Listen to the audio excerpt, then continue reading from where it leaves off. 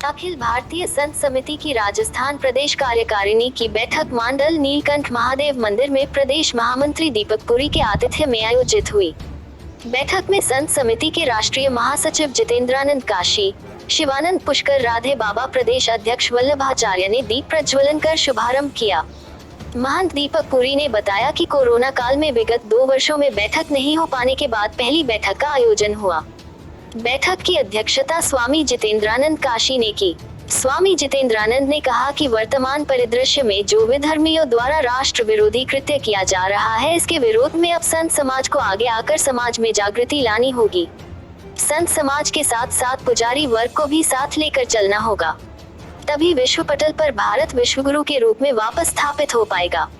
इस अवसर पर जैसलमेर से पधारे प्रदेश समिति के संरक्षक प्रताप पुरी ने संपूर्ण संत समाज को ही मठों से निकलकर समाज से संपर्क कर आमजन से संवाद स्थापित कर मठ मंदिर संस्कृति की ओर लौटकर मठों को गुरुकुल में परिवर्तित करना होगा, तभी हिंदू समाज संगठित होकर अपने राष्ट्र को परम वैभव को प्राप्त हो सकेगा। भगवा न्यूज 24 से विशाल शर्मा की यह रिपोर्ट।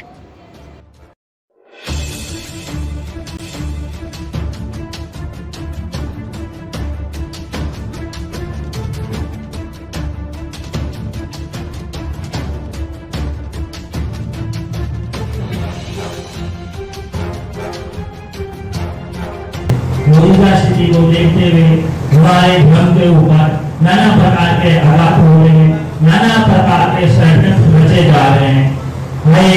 आए दिन हमारे हिंदू देवी देवताओं को अपमानित किया जा रहा है। हर प्रकार के हिंदू संस्कृति, सनातन संस्कृति को नीचा दिखाया जा रहा है। हमारे सनातन धर्म रहेगा तो इस धरती पे संत ब्राह्मण लोग हम सभी की रक्षा कर पाएंगे। अखाड़ा परिषद 7 संन्यासी अखाड़े, 3 बैरागी अखाड़े और 3 सिख अखाड़े, इस 13 अखाड़ों का यह परिषद है। तो समूचे हिंदू समाज का प्रतिनिधित्व संत या बैरागी के रूप में कहा हो, उसकी कल्पना थी अखिल भारतीय संत समिति। और बाबू जी की कल्पना थी कि हिंदू समाज का पूरे दुनिया का सर्वोच्च निकाय, जहाँ पे सामने मेज पर बैठ करके जो भी सरकार हो वह वार्ता के लिए मजबूर हो, तो उस संगठन का नाम है अखिल भारतीय संत समिति। असंतोष को कई ट्रेन चलाओ, कई बस चलाओ। हम अगर शांति पाठ करते हैं, तुम्हें कहते हैं शांति शांति, इसका मतलब ये नहीं होता है कि हर परिस्थिति में हम शांति चाहते, लेकिन देश की कीमत पर शांति। अखिल भारतीय संत समिति भारत के सभी राज्यों में और कमोबेश पूरे दुनिया में 127 देशों में जो सनातन धर्मावलंबी है उसके संतों का संगठन है। और हिंदू समाज के जितने मत पंथ संप्रदाय हैं, हम सभी के बीच काम करते हैं। राजस्थान के वीरतापुर प्रदेश की ये प्रदेश कार्य समिति की बैठक थी।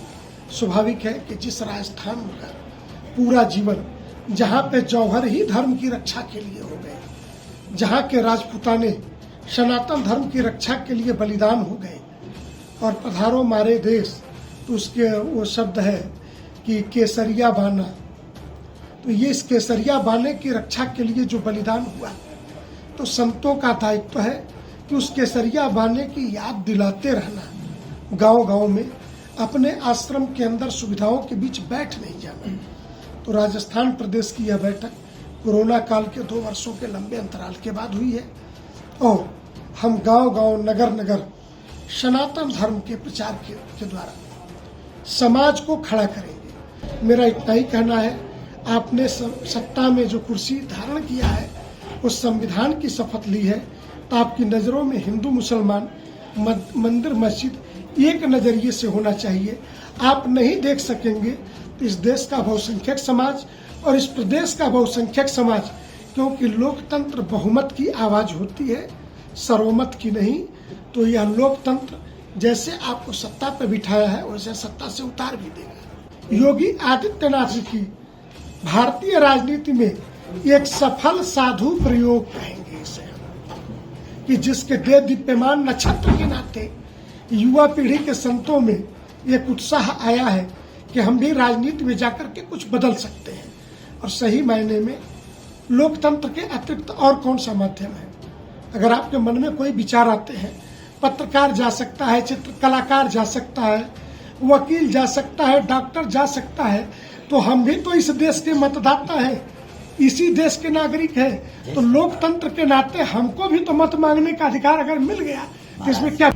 देश सही दिशा में जा रहा है, सही दिशा में जाएगा और नेता दिग्भ्रमित हो रहे हैं, दिशा भ्रमित होते हैं, उनको सद्बुद्धि दे और सन्मार्ग पर चलेंगे। मैं विश्वास है संतों पर और हमारे उन पुरुषों पर जो सदा दिशा देते रहे। अब ये देश बिल्कुल सही दिशा में चलेगा क्योंकि संत चल चुका है और संत मार्गदर्शक हैं, अपनी मार्गदर्शन पर करके मार्ग बता रहे हैं।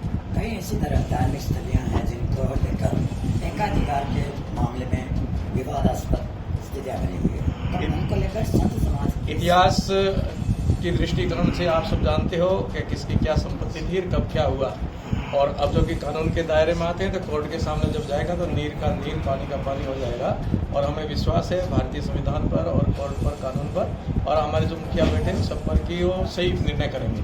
वर्तमान में अजमेर के अंदर जो दरगाह है, दरगाह के नाम से वो स्थान बना हुआ है, उसके एक कहा जाता है कि अस्सी का स्थान बना है, तो क्या उसको कभी संत समाज अब आंदोलन करेगा या उनको? हमारे शीर्षस्थ संत सारे इस विषय में गहन चिंतन कर रहे हैं और निश्चय ही सही दिशा में हम सबको ले जाएंगे। और जहाँ जहाँ ऐसी विसंगतियाँ, विकृतियाँ हैं या कोई तार्किकहीन कोई काम है तो उन पर संज्ञान में ला करके काम जरूर होगा। कई कट्टरपंथी और वामपंथियों द्वारा जो आंदोलन किए जा रहे हैं उनको लेकर आप क्या कहना चाहेंगे? कट्टरपंथी जो करते हुए हैं वो नासमझी और उनके दुस्वप्न हैं, वो कभी साकार नहीं होंगे क्योंकि यहाँ सुस्वप्न देखने वाले भी हैं, देश के लिए हित सोचने वाले हैं और देश को बहुत आगे बढ़ाने वाले हैं। अभी महाराज जी कह रहे थे जो आग लगाने वाले हैं तो आग बुझाने वाले भी हैं और जो आग लगा रहे हैं वो कभी भी देश में आग बुझाने के लिए नहीं करेंगे।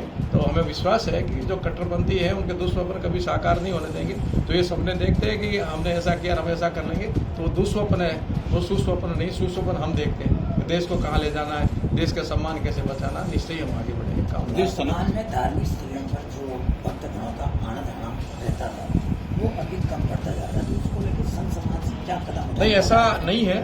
धार्मिक स्थानों पर आते भी हैं और धार्मिक स्थान बड़े भी हैं। आप देखिए आज से पूर्व गाँवों में इक्का दुक्का मंदिर होता था, आज हमारे आस्था के अंदर गाँव गली गली में खड़े हुए हैं। हमारा जन सहयोग और जन भावना भी जगी, धर्म को भी समझ रहे हैं और जगह जगह अपने बच्चों को संस्कार और शिक्षा भी दे रहे हैं। साथ साथ में अपना पूर्ण बोध करा रहे हैं कि हमारे पूर्वज हमारे संस्कार क्या थे।